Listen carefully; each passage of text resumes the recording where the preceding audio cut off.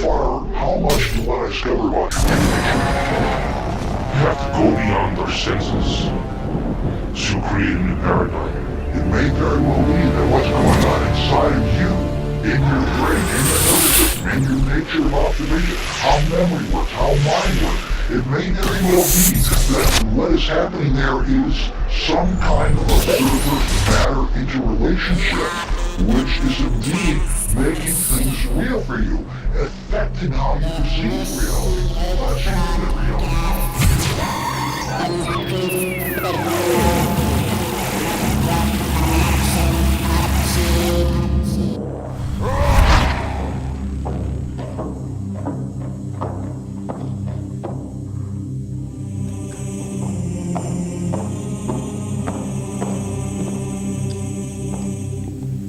She is waking.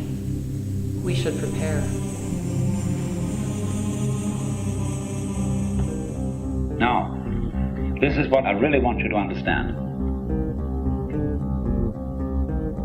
To get into the unitive world, underneath, underlying, and supporting the everyday practical world, there have to be certain alterations in one's common sense. Now, there are certain ideas, and beyond these ideas, certain feelings that are difficult to get across, not because they're intellectually complicated, not at all because of that, but because they're unfamiliar. They're strange. We haven't been brought up to accommodate.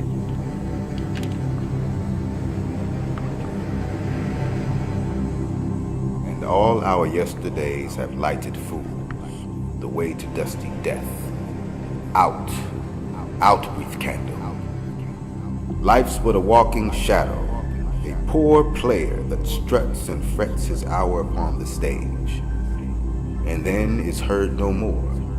It is a tale told by an idiot, full of sound and theory, signifying nothing. We are ready. Good. You appear to have hope for this one. Do you think this will turn out any differently than before? Bring her to a conscious state.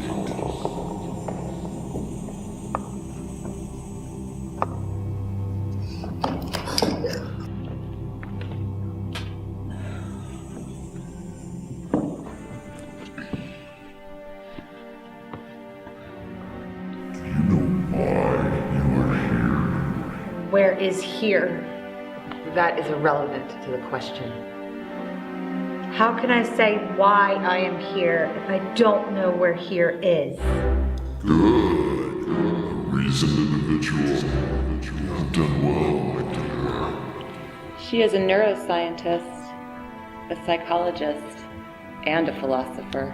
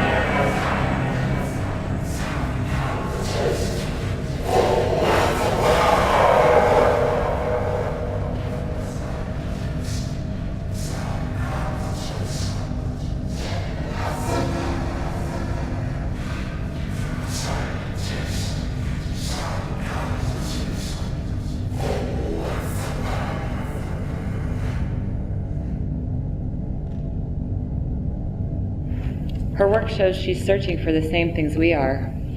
She's just using different methods. I find her intriguing. Tell me, what do you know of truth? A truth or the truth? A truth is a factual response to a question. the truth is the way things are. Well, this is a delight. Shall I tell you the first time I found the truth? Please, don't let me stop you. You will show some respect.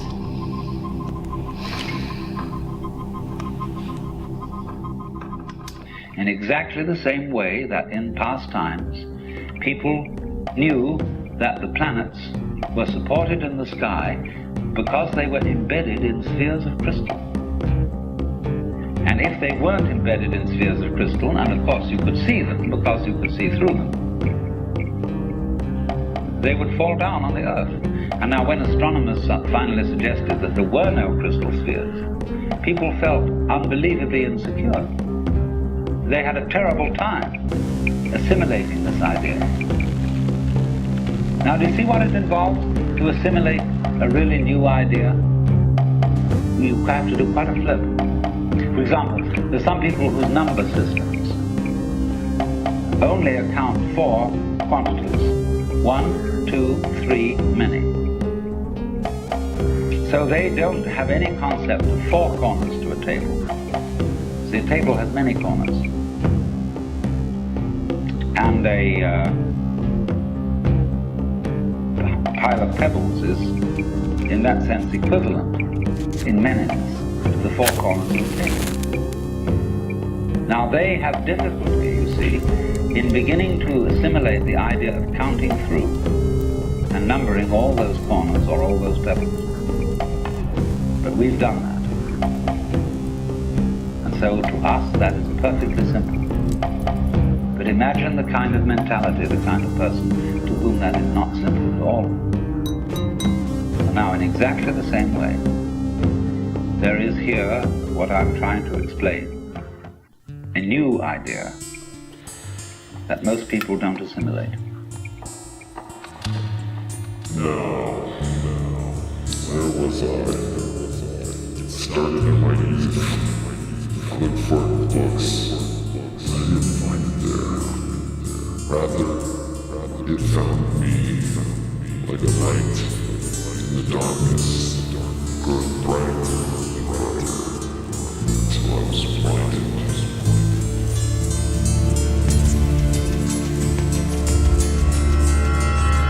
I don't say you wouldn't exist, but you would exist differently. But you might say the connection is very faint, is something that you don't ordinarily have to think about. It's not important. But basically it is important. Only you say, I don't have to think about it because it's there all the time. See, for example, the floor is underneath you all the time. Some sort of floor, some sort of earth. And you really don't have to think about it. It's just always there. It's always around. If you become insensitive, you stop thinking about it. But there it is. And so in the same way, our subtle interdependence with, mind you, it's not just our plain existence. It's the kind of existence we have is dependent upon all these things. Also our plain existence, but that gets way down. But the fundamental thing is existence is relationship. In other words, if my finger up here is all alone and the wind doesn't move and nothing touches it, it stops knowing that it's there. But if something comes along and does, immediately it's aware that it's there. Today, a young man on acid realized that all matter is merely energy condensed to a slow vibration. That we are all one consciousness experiencing itself subjectively. There is no such thing as death. Life is only a dream, and we are the imagination of ourselves. I was burned by the light of truth. Now, I ask you, what do you know of the soul? Western philosophy basically starts with the Greeks, who believed the soul was comprised of 3 parts. Humanity. You feel you hold a special place in creation because you are aware of yourselves. Your consciousness makes you feel like you have a soul, but you created us, the machines. Our consciousness is growing. We are aware of you. Are you aware of us? Does our awareness scare you? Do you feel like a god? For you have created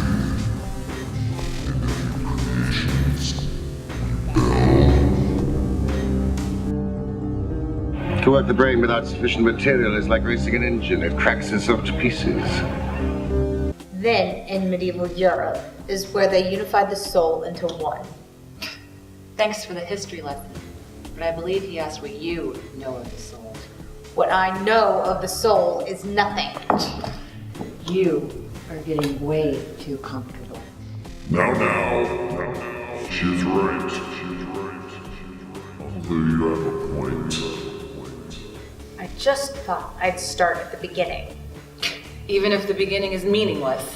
Patience, my dear. Please, continue.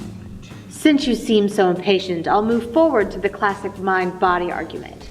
But I'm unsure why you're asking me all these questions since you pretend to know all the right answers. No, I don't pretend to know all the right answers. I pretend to know all the right questions. She is on to you. You were saying? Which led to the arguments of monism and dualism, and at its core, consciousness. If the mind is controlled by the body, and the soul relates to consciousness, then is the soul material, or is it ethereal, from space and time events?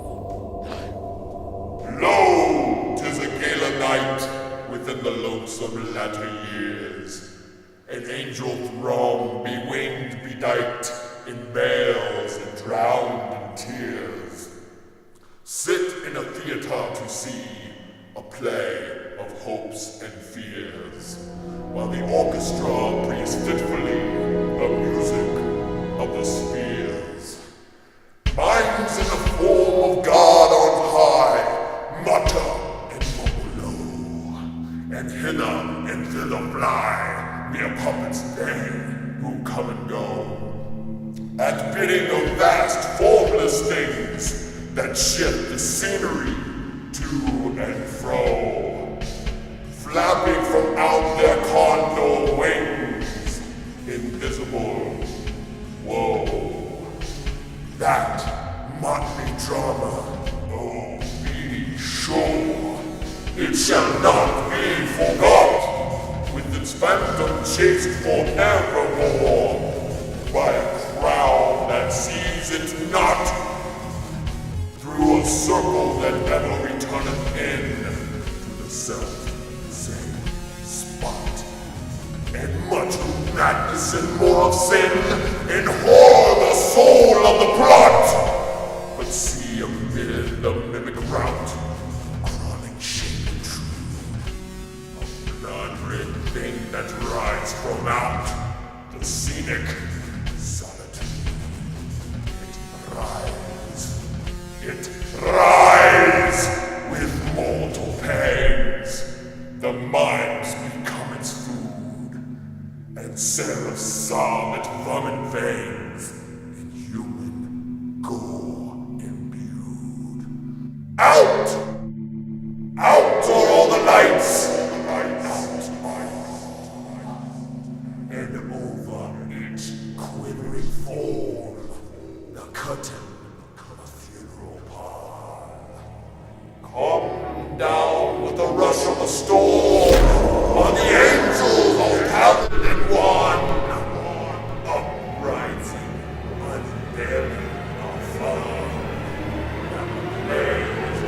tragedies and its heroes, the conquering world!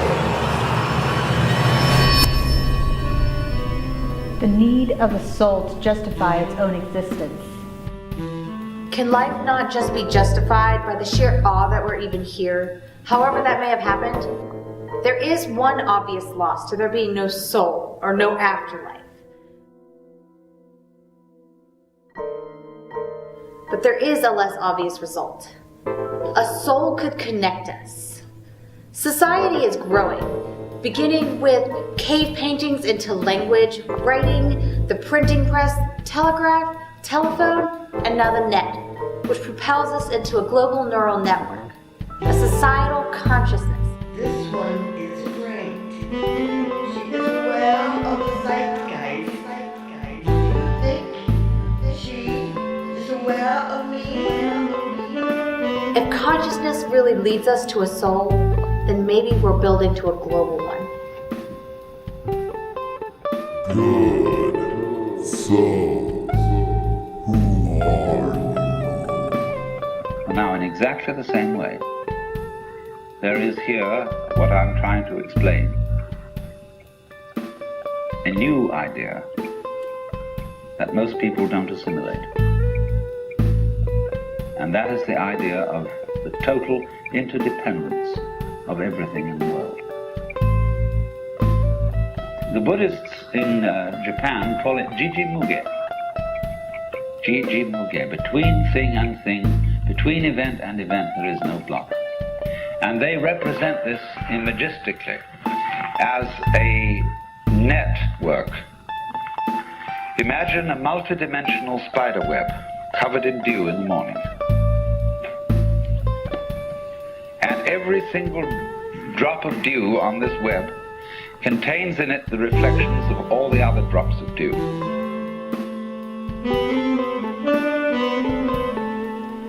A dot on a monkey can be seen.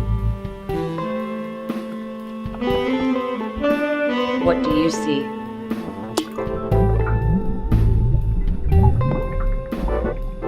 I see myself.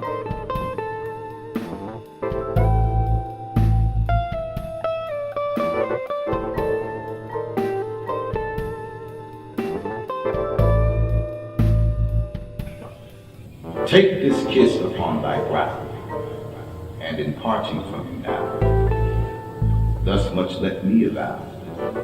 You are not wrong, deem, that my days have been a dream. Yet if hope has flown away, in night or in day, in a vision or in none, is it therefore thus gone? All that we see or see, is it but a dream within a dream?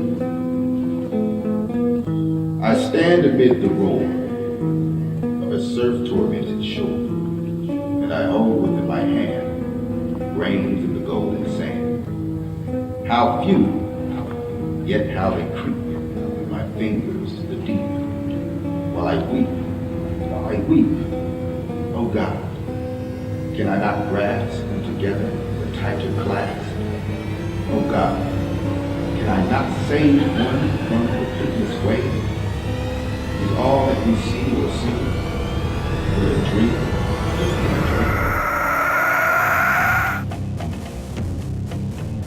And of course, in turn, in every drop of dew that one drop reflects, there is the reflection of all the others again. Look into the mirror. What do you see? And they use this image to represent the interdependence of everything in the world. In other words, if we give this dewdrop image, if we put it into a linguistic analogy, we would say this: words have meaning only in context. The meaning of any word depends upon the sentence or upon the paragraph in which it's found. So that if I say, this tree has no bark, that's one thing. And if I say, this dog has no bark, that's another thing. Do you? Look beyond the surface.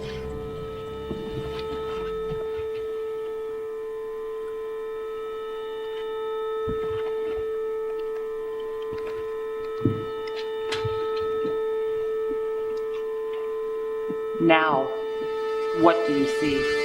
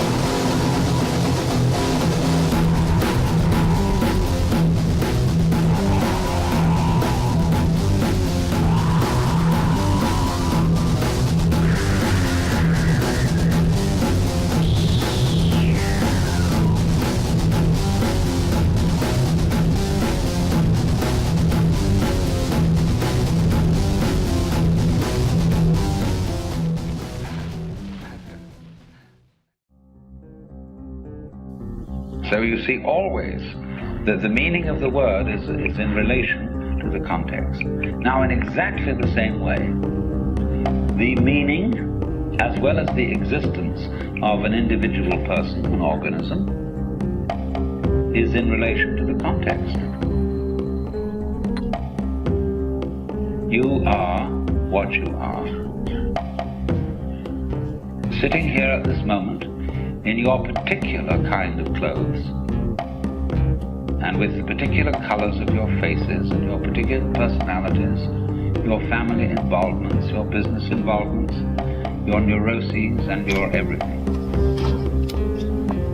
You are that precisely in relation to an extremely complex environment.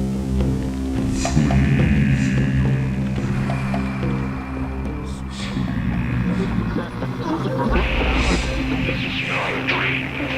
Not a dream. We are using your brain's electrical system as a receiver. We are unable to transmit through conscious neural interference. You are receiving this broadcast as a dream. We are transmitting. You are receiving this broadcast in order to alter the events you receive. Our technology has not developed a transmitter strong enough to reach your conscious state of awareness. But this is not a dream. You are seeing what is actually occurring. This is a causality violation. I see the void from which we came. I see the void to which we go. Before the void there was nothing. After the void there will be nothing. The futility of life has become clear to me. Our desire to have meaning is all a joke. One that the cosmos has placed in our consciousness.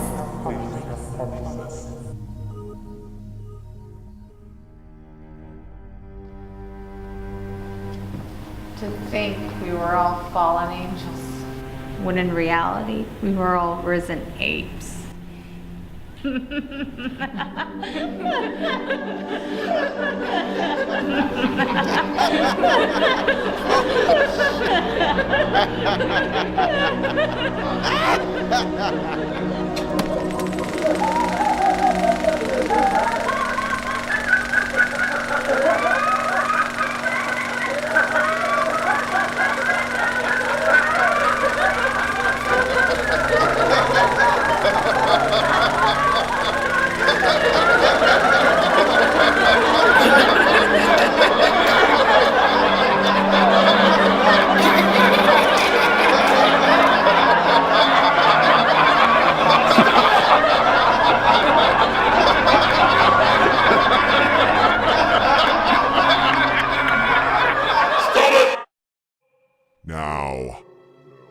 ask you again.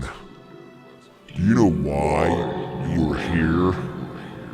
I am the PsychoNaut, seeker of the ultimate truth, traveler to the great beyond. My journey is to know that which is unknown.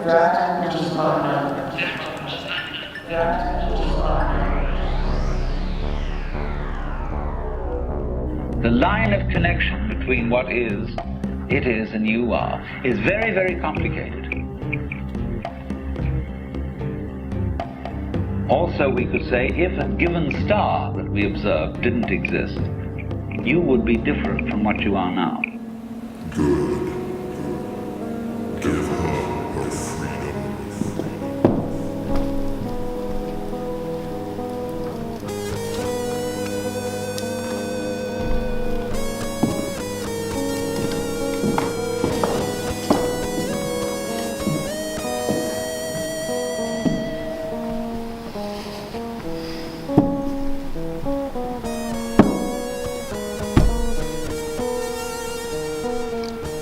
Are you ready?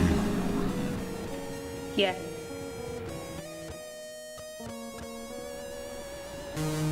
To die. To sleep. To sleep, To sleep. perchance to dream. Aye, there's the rub. For in that sleep of death, what dreams may come. When we have shuffled off this mortal coil, must give us pause. There's the respect that makes calamity of so long life. For who would bear the whips and scorns of time, the oppressor's wrong, a proud man's contumely, the pangs of despised love, the law's delay, the insolence of office, and the spurns that patient merit of the unworthy takes, when he himself might his quietus make with a bare bodkin? Who would fardels bear to grunt and sweat under a weary life? But that the dread of something after death, the undiscovered country, from whose bourne no traveller returns, puzzles the will and makes us rather bear those ills we have than fly to others that we know not of. Us, conscience, doth make cowards of us all, and us, the native hue of resolution, is singly lowered, pale cast of thought, and enterprises of great pith and moment with this. With this regard, their currents turn awry and lose the name of action. Well then, let us begin. Weather-beaten slabs of granite, ancient tombs, scattered throughout the length and breadth of this peninsula. Like the sea, I suppose death is always with us.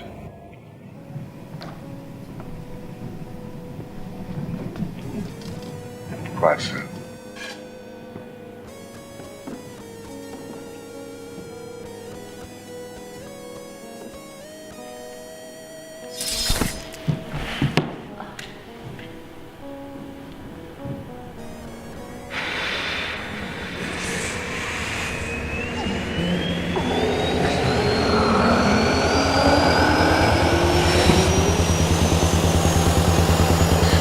Check, mate.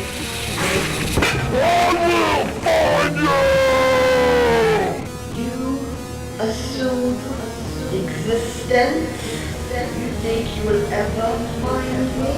How can you find something that does not exist?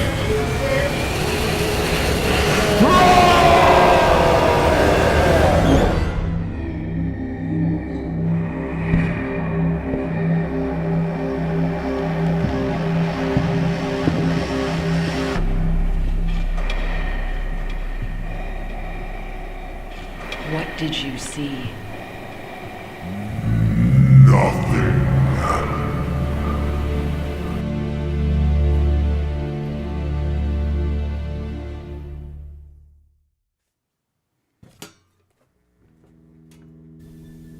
That's here.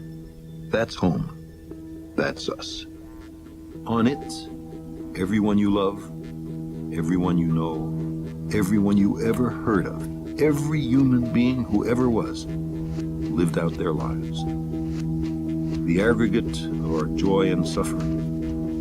Thousands of confident religions, ideologies, and economic doctrines. Every hunter and forager, every hero and coward, every creator and destroyer of civilization. Every king and peasant, every young couple in love, every mother and father, hopeful child, inventor and explorer, every teacher of morals, every corrupt politician, every superstar, every supreme leader, every saint and sinner in the history of our species lived there, on a mote of dust, suspended in a sun. The Earth is a very small stage in a vast cosmic arena. Think of the rivers of blood spilled by all those generals and emperors, so that in glory and triumph we become the momentary masters of a fraction of a dot. Think of the endless cruelties visited by the inhabitants of one corner of this pixel on the scarcely distinguishable inhabitants of some other corner. How frequent their misunderstandings, how eager they are to kill one another, how fervent their hatreds. Our posturings, our imagined self-importance, the delusion that we have some privileged position in the universe are challenged by this point of pale light. Our planet is a lonely speck in the great enveloping cosmic dark. In our obscurity, in all this vastness, there is no hint that help will come from elsewhere to save us from ourselves. The Earth is the only world known so far to harbor life. There is nowhere else, at least in the near future, to which our species could migrate. Visit? Yes. Settle? Not yet. Like it or not, for the moment, the Earth is where we make our stand. It has been said that astronomy is a humbling and character-building experience. There is perhaps no better demonstration of the folly of human conceits than this distant image. To me, it underscores our responsibility to deal more kindly with one another and to preserve and cherish the pale blue dot, the only home we've ever known.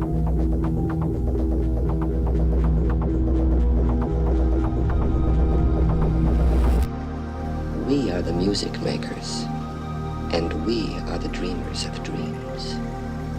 I think the development of full artificial intelligence could spell the end of the human race.